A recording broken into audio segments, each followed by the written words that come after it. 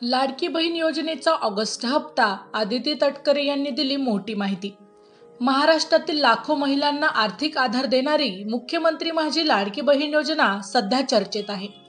या योजनेअंतर्गत पात्र महिलांना दरमहा 1500 रुपये थेट त्यांच्या बँक खात्यात जमा केले जातात।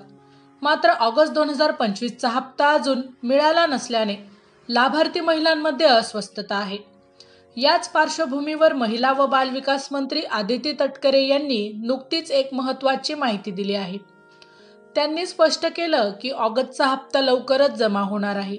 या योजनेची यशस्वी अंमलबजावणी महायुती सरकारच्या प्राधान्यापैकी एक आहे। या व्हिडिओमध्ये आपण या योजनेच्या ताज्या अपडेट्स आणि ऑगस्ट हप्त्याबाबत सविस्तर माहिती जाणून घेऊ। लाडकी बहीण योजनेची पार्श्वभूमी।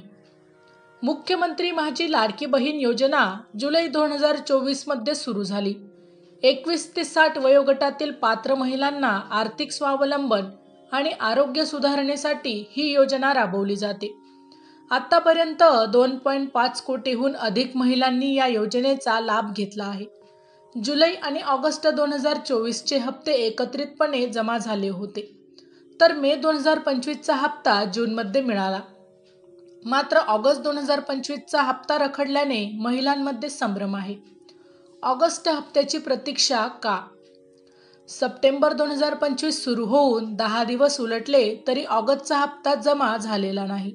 यामुळे काही ठिकाणी ऑगस्ट आणि सप्टेंबरचे हप्ते एकत्र मिळण्याची चर्चा सुरू झाली होती। मात्र याबाबत कोणतीही अधिकृत घोषणा झालेली नाही। अर्ज पडताळणी आणि तांत्रिक अडचणींमुळे हप्त्याच्या वितरणात विलंब होत असल्याचे देखील सूत्रांचे म्हणणे आहे। आदिती तटकरे यांचे स्पष्टीकरण। महिला व बाल विकास मंत्री आदिती तटकरे यांनी साम टीव्हीशी बोलताना सांगितले, ऑगस्टचा हप्ता लवकरच जमा होईल। महायुती सरकार ही योजना दीर्घकाळ यशस्वीपणे राबवण्यास कटिबद्ध आहे। त्यांनी या योजनेच्या पारदर्शक अंमलबजावणीवर देखील भर दिला। रक्षाबंधन 2025 ला जुलैचा हप्ता जमा झाला होता।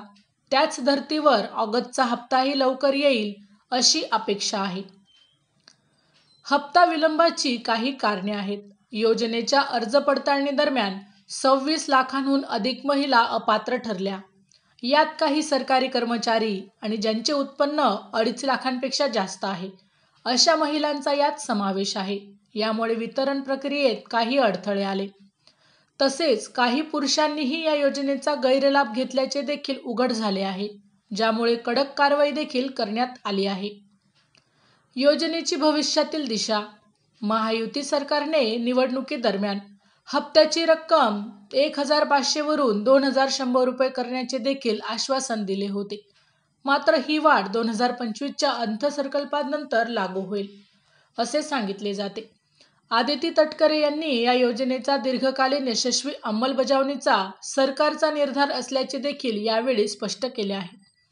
लाभार्थी महिलांसाठी एक सल्ला। लाभार्थी महिलांनी त्यांचे बँक खाते आधारशी लिंक असल्याची खात्री करावी। तसेच योजनेच्या अधिकृत वेबसाईटवर www.ladkibahinYojana.gov.in रजिस्ट्रेशन नंबर टाकून हप्त्याची स्थिती तपासावी। जर अर्ज बाद झाला असेल तर निकष तपासून पुन्हा अर्ज करावा। हप्ता मिळण्यास उशीर झाल्यास स्थानिक ग्रामपंचायत किंवा सेतू केंद्राशी संपर्क साधावा।